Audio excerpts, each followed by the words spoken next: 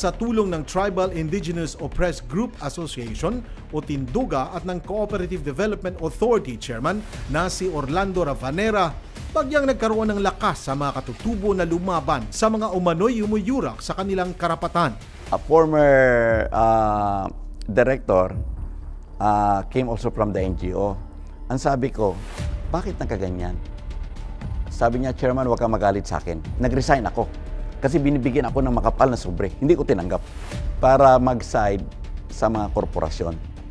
Sabi niya, hindi ko tinanggap. Aywan ko lang, yung iba dyan. Oh. And so we have all the documents. Our legal team is now studying ganong kakapal. Ayon sa kanila, nakatanggap din ng iba't ibang pagbabanta ang tribo mula sa kabilang kampo.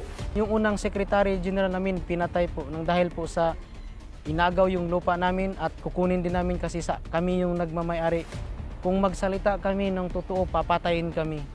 Legally speaking, if they are claiming that would be an NCIP item, no? That's an NCIP jurisdiction, in which case, for their claim, as far as their claim is concerned, and under, I guess that would be under the IPRA law, not I guess. In which case, what is it that I can do? I cannot decide on that.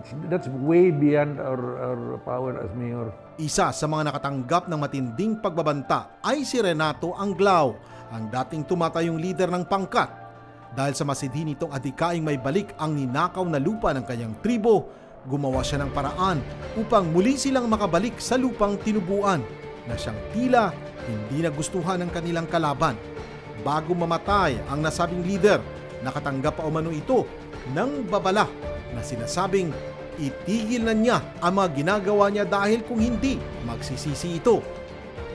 Sa harap ng asawa at 5 taong gulang na anak, walang awang binaril sa loob at dibdib si Anglao dahilan ng kanyang agarang pagkamatay. Sa ngayon, nakabinbin pa rin ang kaso at wala pa ring hustisya ang pagkamatay ng kanilang pinuno. Magandang gabi, Pilipinas!